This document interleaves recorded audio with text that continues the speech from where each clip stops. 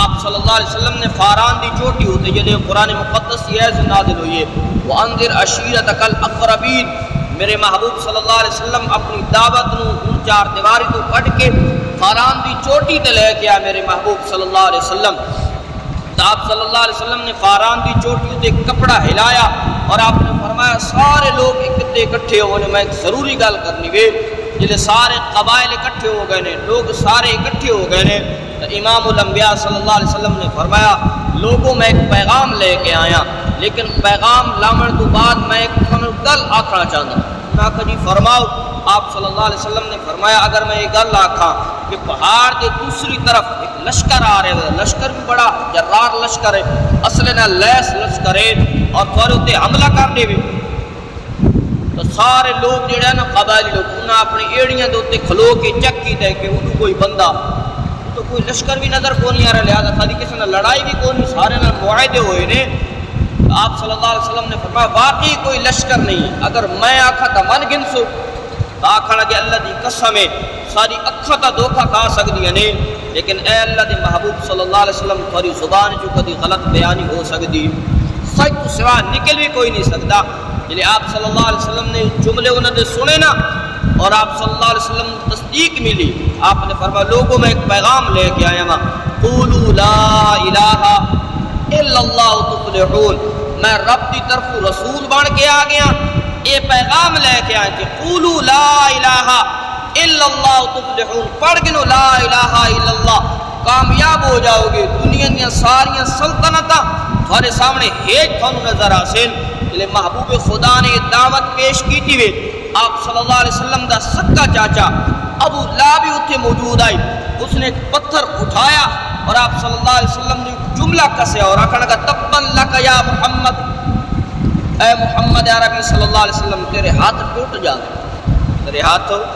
گستاخانہ جملے آ کے پیغمبر علیہ السلام دی توہین کی تھی اور پتھر بھی ماریا اور آپ صلی اللہ علیہ وسلم دی توہین بھی نال کی تھی. جلے جملے قسم نہ اس نے اللہ نو یہ چیز پسند نہیں آئی. اللہ فرماتا ہے زمین تے تو میریاں گواہیاں پیش کر عرش بری تے میں تیرے دشمن دی مذمت نازل کرتا رہا سا. فوراً سورۃ لہب نازل ہوئی ہے اور اللہ فرماتا ہے تبت یدا ابی لہب و تب میرے محبوب دے ہاتھ کیوں ضائع ہو ونجن میرے محبوب صلی اللہ علیہ وسلم دے ہاتھ کیوں اس طرح ہو ونجن. میں رب کہہ رہا کہ میرے نبی دا جو گستاخ بھی ہے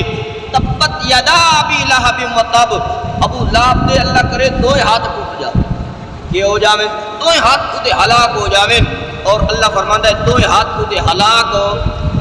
مفسرین کرام نے فرمایا ہتھاں دا کیوں ذکر کیتا گیا وے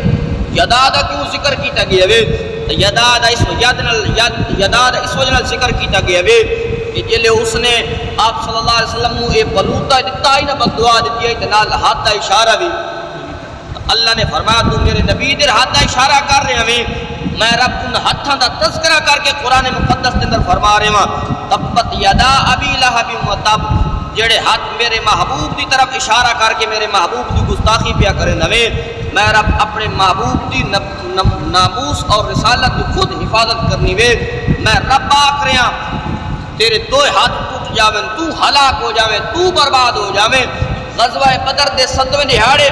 ابو لہب نو یہ جی گلٹی نکلی خارش ہوئی ہے یہ جی گلٹی نکلی اس کے اسے جو بالکل پیپ باندھی رہ گئی ہے حتیٰ کہ جڑے وہ قریبی رشتہ دار سارے گھن کرن لاگے کوئی وہ قریب ہو کوئی قریب ونجن واسطے تیار بھی کوئی نہیں حتیٰ کہ علیحدہ جی کمرے پیا وے اور تقریباً 3 یا 4 دہاڑے اس طرح تڑپدا مر گیا واصل جہنم ہویا وے جنہیں 3 دہاڑے وہ لاش تک دی رہ گئی 3 دہاڑے وہ لاش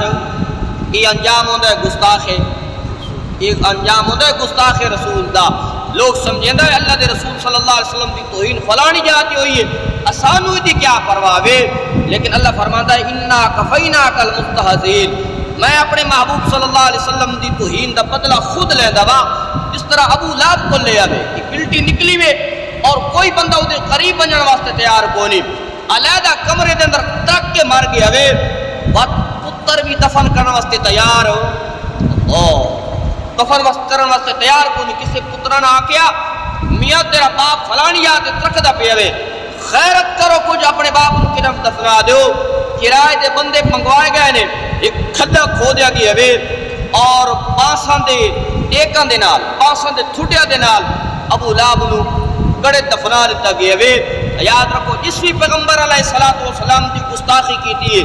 اس دور دے اندر کیتی وے یا آج دے دور دے اندر کوئی کر رہا وے اے نہ سمجھو کہ اتنے کسی دی کوئی طاقت پہنچ نہیں سکتی کوئی مسلمان پہنچ نہیں سکتا مسلمان بھاویں پہنچے تے بھاویں نہ پہنچے رب پہنچ سکتا رب پہنچ سکتا ہے کسرا نو آپ صلی اللہ علیہ وسلم جی نے خط لکھے ہوئے حذیفہ بن عبداللہ نو آپ نے خط لکھتا عابدا عامرا عالما كاملا قائدا احسن الورى اجدل الورى نظمن الورى اجمل الورى اكمل الكائنات مسعودا ومحبوبا دليلا كميلا أذيلا سجيلا وكيلا دليلا بوحدة رب جليل